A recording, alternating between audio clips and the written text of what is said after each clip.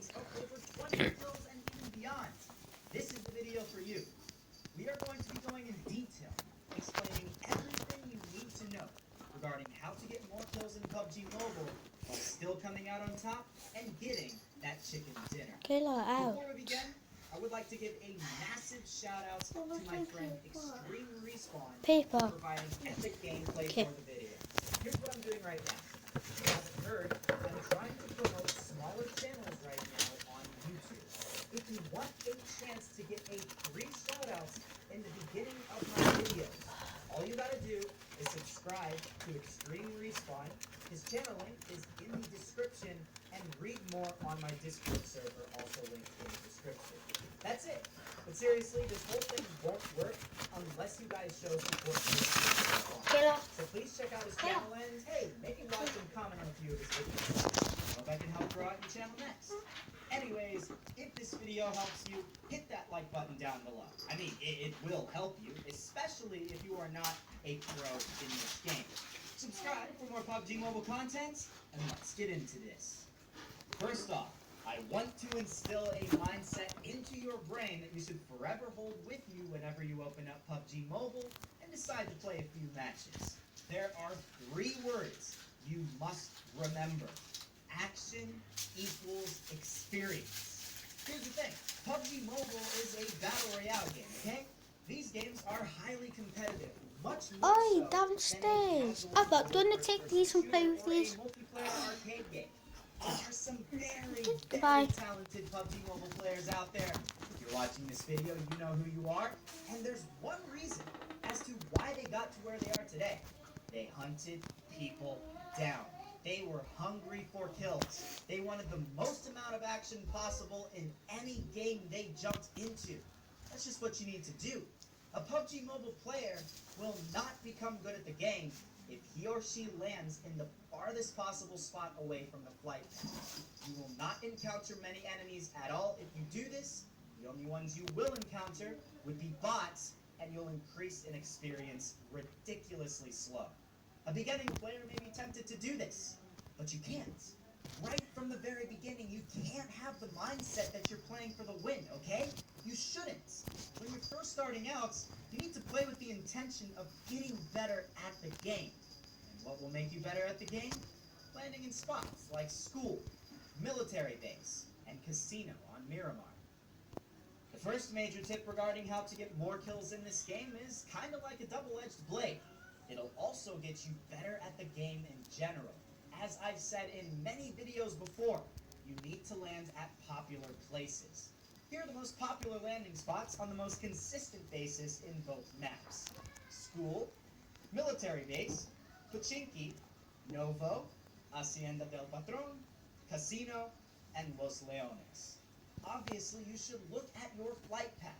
You can make a judgment call based off of that. If the first major place you fly over is Milta Power, well, you might want to land there instead. You cannot land at small remote shacks and houses that are miles away from any major location. Yeah, you will probably have a more consistent chance of getting into late game, but will you get a lot of kills? Of course not. You need to be one of the first to land if you're going to a populated area. If you see someone heading for the same spot you're going towards, and it's obvious they'll land first, adjust your landing spot so you're close, but you won't instantly die when you land. Once you get on the ground, it's game time. If you're going for kills in Pubg Mobile, being cautious is a mindset you gotta throw out the window.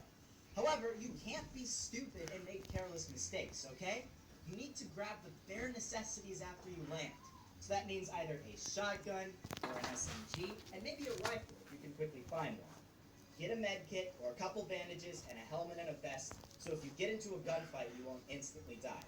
You don't want to take a ton of time trying to find hundreds of bullets, grenades, attachments, and other stuff, because at the start of the game, those things aren't as important. You won't have super heavily geared enemies to go up against. Or maybe have a level 2 police vest and a shotgun, for example, not a completely decked out M416.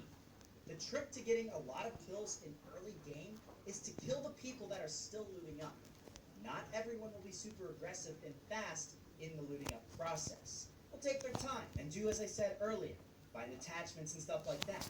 If you can get a gun and be on the hunt before these people are ready to do the same, you'll have a huge advantage over the enemies.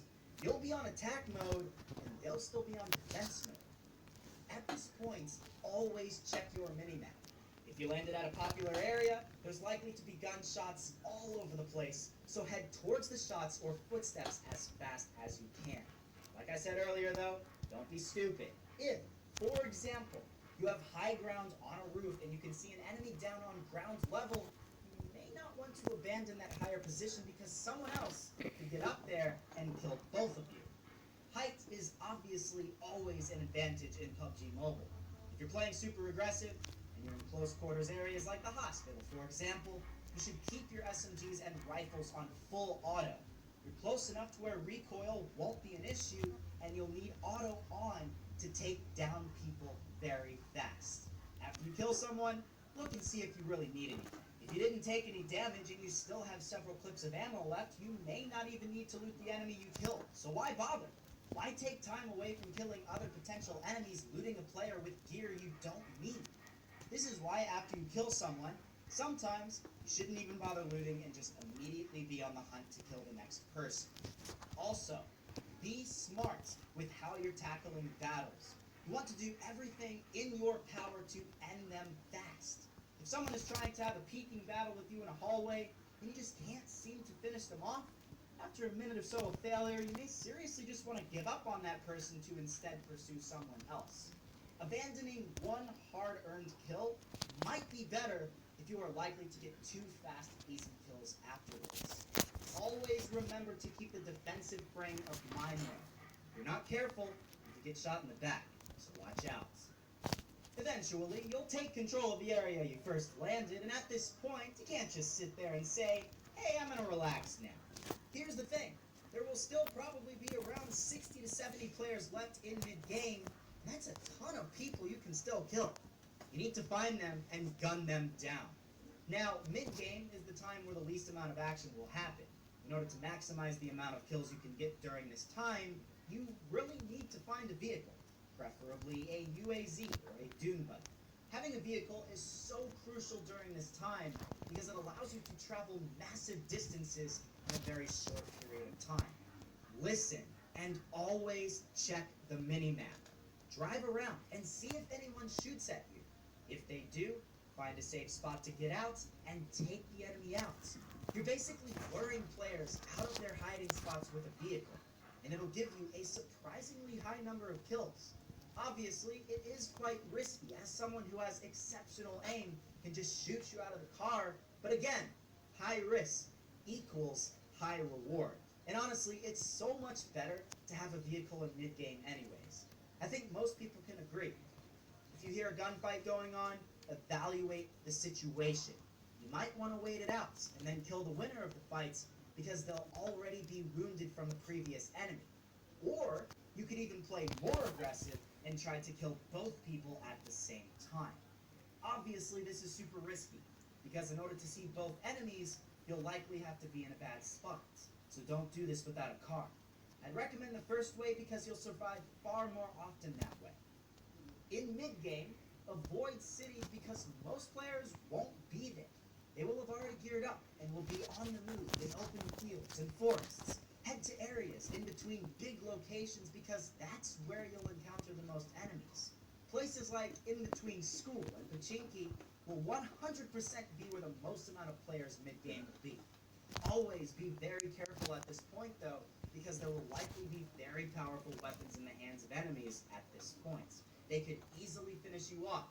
You want to watch in your back. Another good place to target in mid-game is an airdrop. Players love what's inside airdrops, and they'll be flocking from all over to attempt to get what's inside.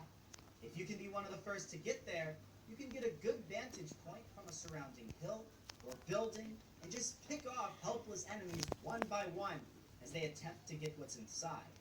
Never stay still in one spot for too long though, because you'll end up wasting the whole game and miss out on many kills. Always be moving and always be on the offensive side of things. Eventually, however, you'll inevitably end up at the end of the game. This is where kills will be more drawn out.